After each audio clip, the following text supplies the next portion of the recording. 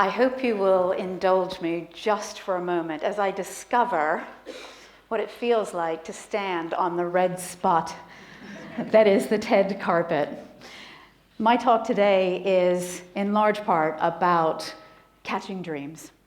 And today, doing a TED Talk is, for me, the catching of a long-held dream. I'm sure there are others in the room for whom that is the same. It is an honor and a privilege to stand here, to be invited to speak, and for you to come here and listen. And it is very similar to the work that I do on a day-to-day basis, also, which work I feel very honored and very privileged to do. I work with children as a storyteller and as an imagination coach. I work with adults, both outside and inside businesses, to help them live the most extraordinary lives that they can. And I love what I do. And I love people. Because you are all, I am all, we are all so truly extraordinary. But one of the things that I discover in my work is that when I ask people if they feel extraordinary, they almost never say yes. If I ask them if they would like to feel extraordinary, they almost inevitably say yes. If I ask people if they're living an extraordinary life, if they feel they're living an extraordinary life, the answer almost always is no. If I ask them if they would like to live an extraordinary life, the answer is inevitably yes. So what is the difference? What is getting in the way of wanting to feel extraordinary, wanting to live an extraordinary life, and actually feeling extraordinary, and actually living an extraordinary life? One of the things I'd like to talk about first is what does extraordinary actually mean? Does it mean that you're curing cancer? Does it mean that you're flying to the moon? No, I don't think it does. Not necessarily. For some people, that is their extraordinary. But for others, it might be raising an incredible family.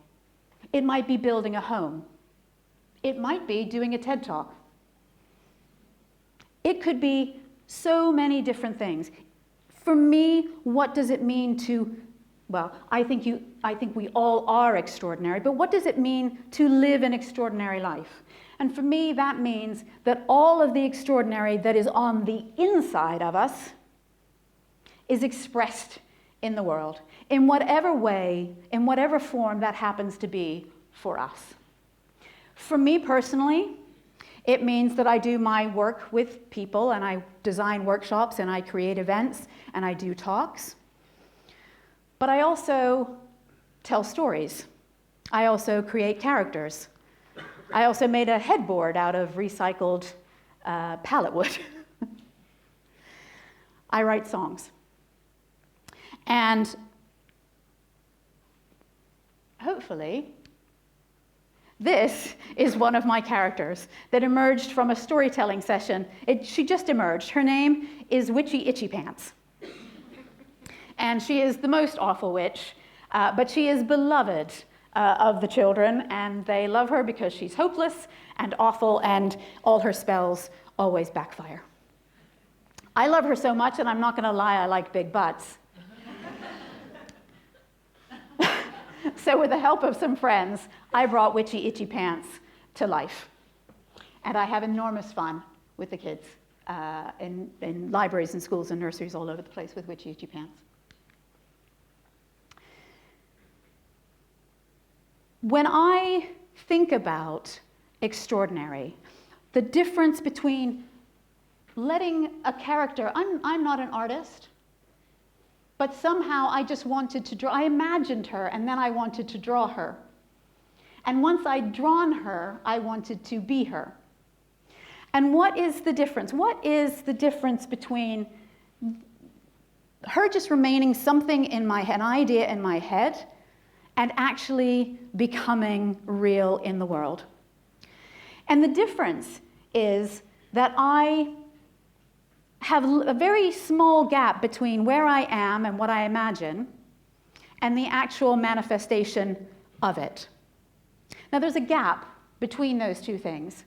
And in that gap exists all sorts of things, limiting beliefs and fear being the most obvious two.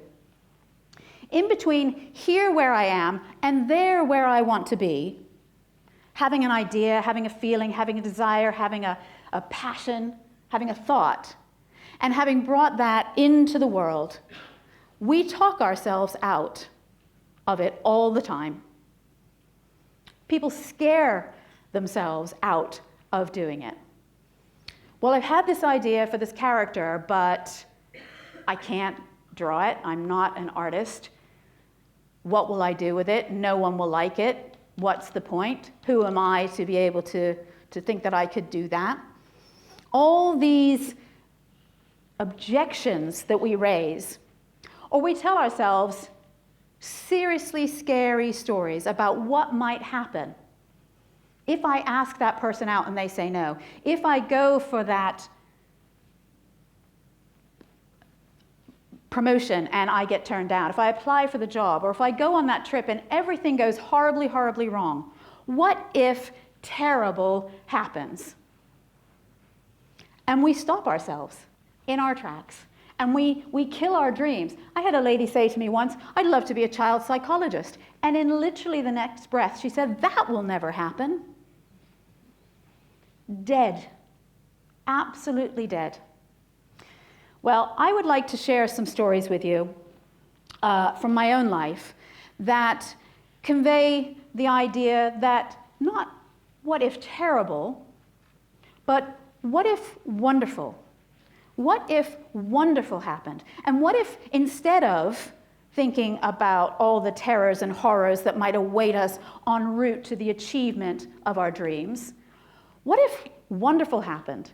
And what if when we achieved our dream, or we did that little thing, we took that small step towards the thing that we want to do, where we let that little piece of ourselves out into the world, where we let our idea have some air and have some life? What if, once we started down that path, even more wonderful things than we could imagine actually unfolded? So I was 20 years old when I got married to a man who was significantly older to myself. Big up to the 40-year-old guys who can marry a 20-year-old. And we began trying very quickly to have a family. I'm from a large family, 7 children. I'm the second eldest, and so my mother was regularly pregnant, and it simply, that was just the thing to do. 4 years later, I was lying in a hospital bed. I'd had a laparoscopy, and a very kind doctor said to me, I'm so sorry, but you will never have a child. And I was devastated by this news. Bless his heart. He was the kindest man ever. And as he left my room, he turned back and he said to me, but there's always miracles. And I clung hard to that idea of that miracle. 2 years later, we tried IVF. Anyone who's done it knows that it's a brutal and difficult process from every point of view. We tried 6 times. And I kept thinking back to the miracle that this kind doctor had said to me that I would have. But the miracle was not to be mine. And every attempt failed. Our marriage faltered and then subsequently failed. When it ended, I was in a really good position. I was 30 years old. I had a great job. My husband was not in such a great position. He was now 50 years old. He didn't have a job. And so I decided that, in fact, what I was going to do was just walk away with nothing. I didn't want anything. I wanted him to have it, and I just wanted my freedom to go on and live my life. So we walked away. I moved into this fabulous little caravan, 6 by 12. It was tucked in behind a barn on a farm where I chatted up the farmer. And I had a hose pipe in an orchard for my shower. For those of you old enough to remember the summer of 1995, it was extraordinary. And I lived very happily for 6 months in my caravan. We eventually sold the house and I was able to purchase a flat. Shortly after that, I quit my job and took some time out to think about what I really wanted. 4 years after letting go of everything, I had 3 houses, and I had built this wonderful global niche management consultancy that had been born from my heart. I didn't have a husband, I didn't have a child. All of my love was poured into this business, and 4 years later, the proof of what it means to create something with love was there for all to see, for me to see. And having walked away from everything, never imagining in my wildest imagination that I could achieve this, I had achieved so much more. I knew what I wanted my freedom. What I got was the space to be myself. And the what if wonderful that happened was beyond anything that the girl who walked away could have imagined. 2 years on from this, my business has done extraordinarily well, but I'm exhausted. Absolutely exhausted, spent. I've poured everything into my business. And I meet someone, and he has children. And something in me just cracks a little bit. Like, I want that. And I decided that I was going to leave my business. I wanted to take a break. I wanted to rest. I wanted to realign and see what I wanted for the future. Now, those of you who've set up businesses, particularly businesses that are sort of person-led, you'll know that when someone buys it, they want to buy you as well. And honestly, I was done. I didn't want to stay for a couple of years and run this business. So I talked to the team that worked with me and said, would they like to buy it? And they said, yes, we would, but we haven't got any money, and we're really a bit nervous about borrowing any money when it's you that's been running this thing for a while. And I said, okay, how about this? I will give you guys, you each give me £100, and you can have it. You can take all the responsibilities, all the liabilities, everything, and I will just walk away. And so that's what we did. I got a check for £1,000, and this business that I had spent years growing, global, international, multi-million-pound business, I walked away from. I figured I've got 3 houses, I've got some money, it'll all be fine. At my leaving speech, I looked at the gathered friends and family that were there, and I thought, most of these people I met as a consequence of the last leap of faith that I took. And I wondered out loud to all of them, who will I meet during this next leap of faith? Who will I encounter? You've all been extraordinary and come into my lives as a consequence, but who will be next? 12 months, almost to the day of that speech. This is the little human being. I still get emotional. This is the little bit human being, the miracle that came into my life. And together, just the 2 of us, I won't bore you with the details, just the 2 of us, this is our very first morning together. Just the 2 of us, we have traveled the world,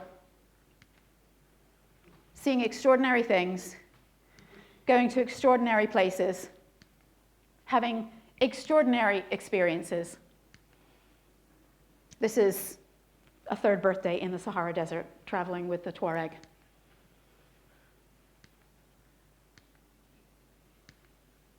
China, 4th birthday, Taj Mahal.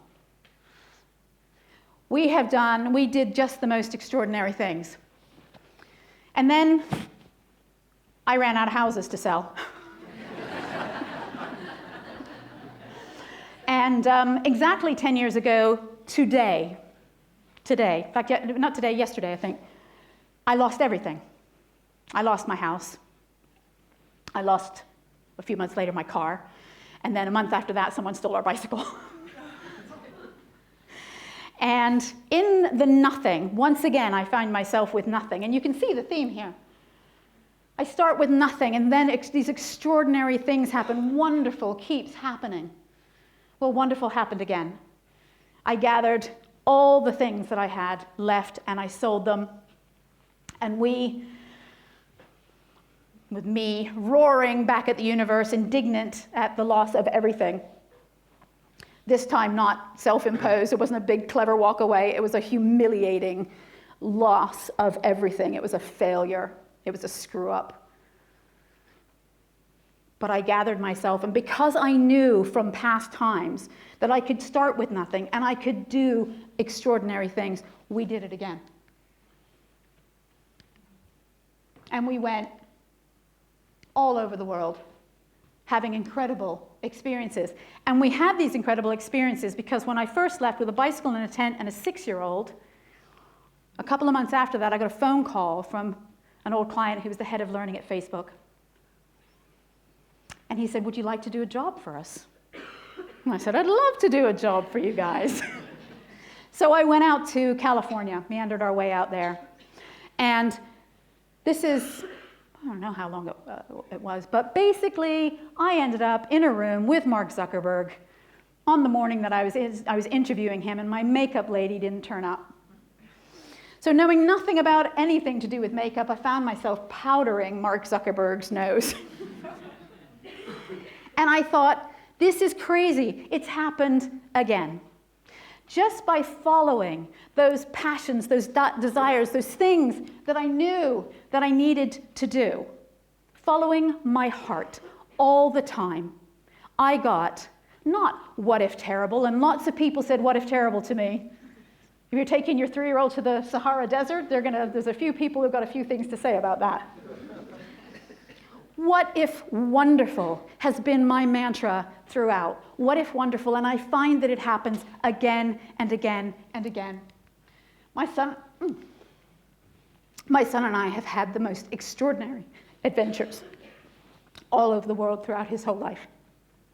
I would encourage you to not, if there is some desire within you, if there is a burning story or an idea or a thought or a passion or anything at all, a desire to do something, to be something, to have something, follow it. Because what if terrible doesn't happen? What if wonderful happens? Thank you so much.